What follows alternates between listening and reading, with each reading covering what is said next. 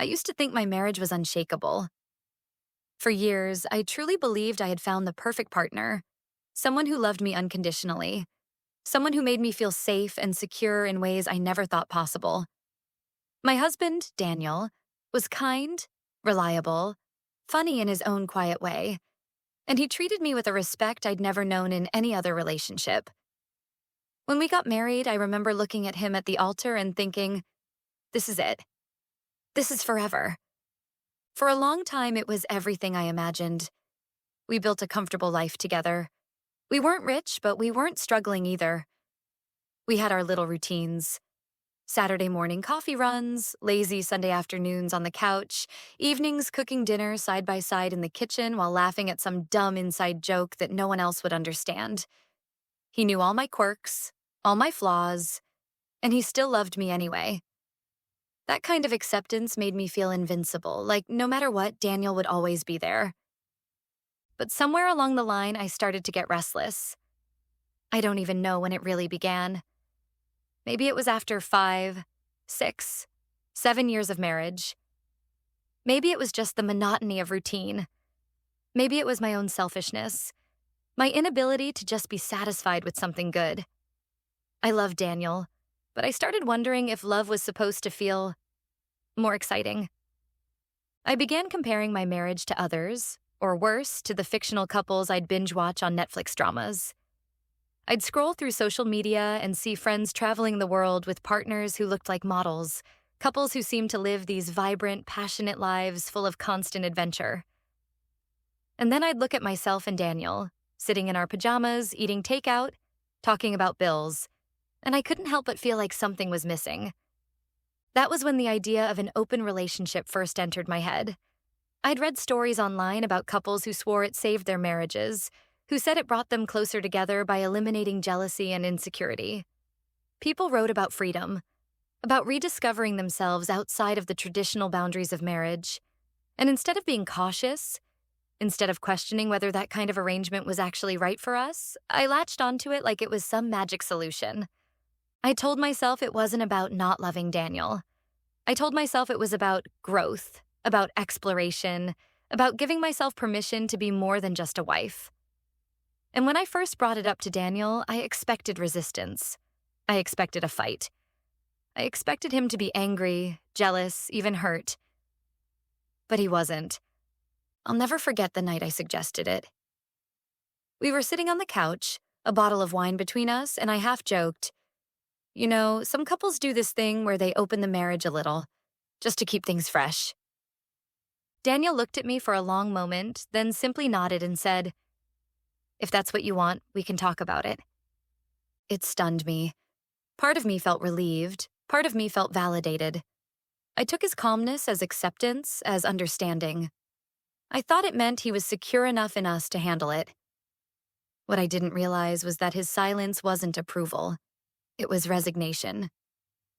He loved me so much that he was willing to give me what I thought I wanted, even if it broke him inside. We set rules. We told ourselves we'd be honest, that communication was key. We agreed it would just be casual, nothing emotional, nothing serious. Just experiences. And at first, it was exhilarating. The attention from new men made me feel alive in a way I hadn't felt in years. I felt desirable, wanted, like I had rediscovered some version of myself I thought I'd lost. But with every new fling, I noticed Daniel becoming quieter. He'd smile and pretend everything was fine, but there was a heaviness in his eyes that I ignored. When I came home from a date, he'd ask me if I had fun, and I'd chirp back yes, without really looking at him. I didn't want to see the pain on his face. I didn't want to admit to myself that what I was doing was hurting him. Still, I told myself it was working. I told myself our marriage was stronger because Daniel and I were still together, still going through the motions of husband and wife. We still laughed sometimes, still shared meals, still kissed goodnight. I convinced myself that his quietness was just his way of processing, that he'd eventually come around. But one night, everything shattered. I had been seeing a man, let's call him Mark, for a couple of months. It was supposed to be casual, but emotions got messy. He made me feel things I hadn't felt in a long time, and I got carried away. I stayed out later and later, sometimes not coming home until dawn. I lied about where I was going, about how much time I was spending with him. And eventually, Daniel found out the truth. Not just about Mark, but about the fact that I had broken every rule we'd set. I came home one night to find Daniel sitting at the kitchen table, a letter in front of him. His wedding ring sat next to it. He looked at me with a kind of calmness that terrified me more than if he'd screamed. "I can't do this anymore," he said. "I thought I could handle it because I love you. But watching you fall in love with someone else while you still wear my ring, I can't be that man anymore." I begged. I cried. I dropped to my knees and told him I was sorry, that it was a mistake, that I never meant to hurt him. And I wasn't lying. I hadn't wanted to lose him. I wanted both. The safety of Daniel and the excitement of someone else. I wanted to be selfish and still be loved unconditionally. But Daniel wasn't angry. He wasn't cruel. He just looked tired, broken in a way I had never seen. "You asked for freedom," he said. "So I'm giving it to you." And with that, he left. I thought maybe he'd come back after a few days. I thought maybe he'd cool down, that we'd talk it through, that he'd forgive me like he always had before. But days turned into weeks. Weeks turned into months, and he never came back. The divorce papers arrived neatly in the mail. No angry note attached, no last words. Just finality. At first, I tried to distract myself with the men I'd been seeing. I told myself I was living the life I had asked for, that I was finally free. But the thrill wore off quickly. None of them loved me like Daniel did. None of them cared about the little things. How I liked my coffee, the songs that made me cry, the way I hated thunderstorms but secretly loved the sound of rain. To them, I was just a body, just a temporary fling. And when the novelty wore off, they moved on. Meanwhile, Daniel built a new life.